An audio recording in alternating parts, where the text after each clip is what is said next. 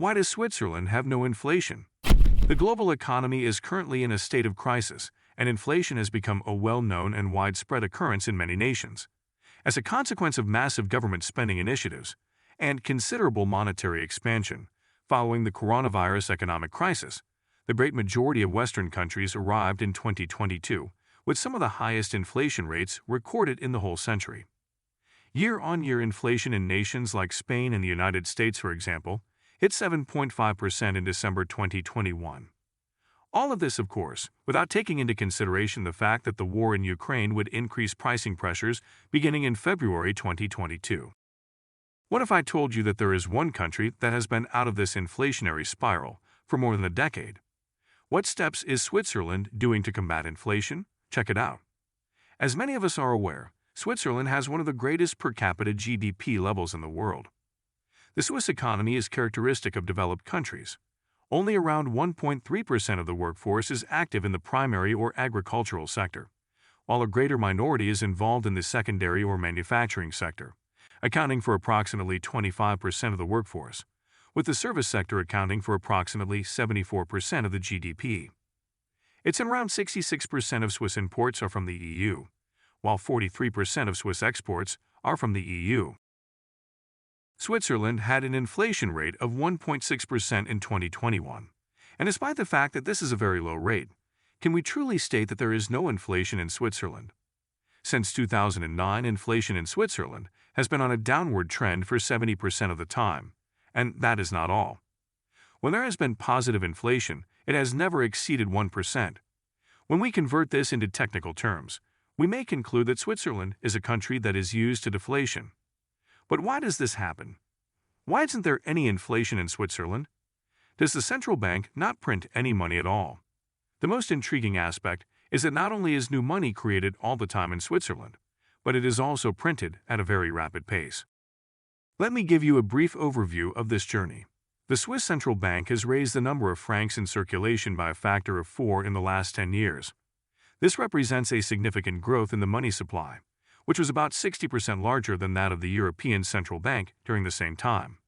So when people tell you that creating money would surely lead to inflation, you know that the Swiss example shows that this is not always the case. Now I know every one of you will be wondering how on earth does Switzerland manage to avoid inflation? What does this country have that others don't have? We are all aware of how central banks function. A country's central bank is the entity in charge of producing new money. During inflation, they also try to restore their country's economy to normal. Central banks function virtually like businesses. They own property, have savings, debts, and make and lose money. Furthermore, what precisely is a central bank's business that permits it to generate money? It is, first and foremost, a bank that makes money via loans and investments.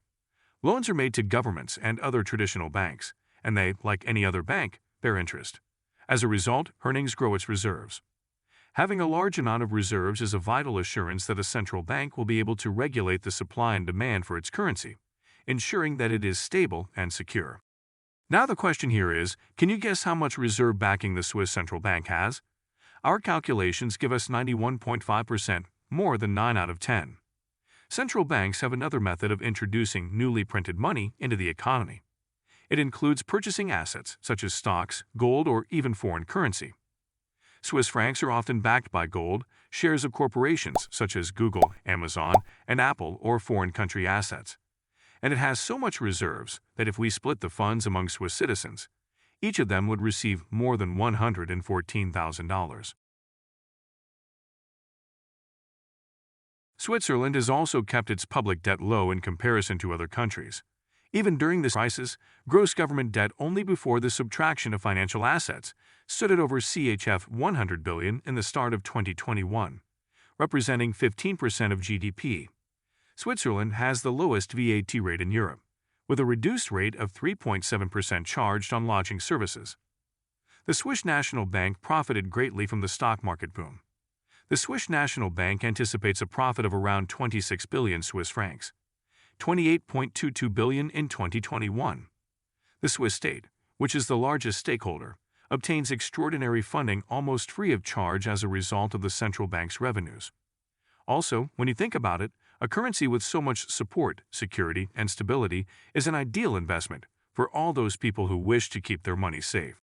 As you can probably imagine, the Swiss franc has become an investment commodity and has appreciated to unimaginable levels. Let me suggest something. In the year 2000, 100 Swiss francs could buy as little as $60. Today, you can buy more than $100 with the same amount of francs. In just 20 years, the value has nearly doubled. That being said, consider it for a moment.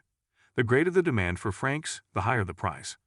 The higher their prices rise, the easier it will be for the central bank to purchase new reserves and increase its security by attracting more and more investors. As a result, the central bank can continue to print francs in order to exchange them for foreign currencies, which it then converts to a large extent into shares, all while avoiding inflation. The Swiss franc is a currency that is constantly rising in value. Aside from this, we have other many factors that will always keep Swiss inflation at a low level. Switzerland has low taxes as well. I understand what you're thinking. What is the relationship between low taxes and inflation? Companies from around the world want to invest in this country. Not only will they pay less in taxes, but these same low taxes will also attract highly skilled foreign workers to the country, whom companies can easily hire. Do you believe Switzerland should keep its central bank model in place in the future to maintain deflationary trends? Or do you support the idea that other countries should follow Switzerland's central bank model? Please leave your responses in the comments section below. This concludes our video for the day. Guys, remember to subscribe to this channel and press the notification bell if you want to be notified of any future content. We appreciate you taking the time to watch this video. Oh, and please give us a thumbs up if you enjoyed watching this video. Until next time, take care.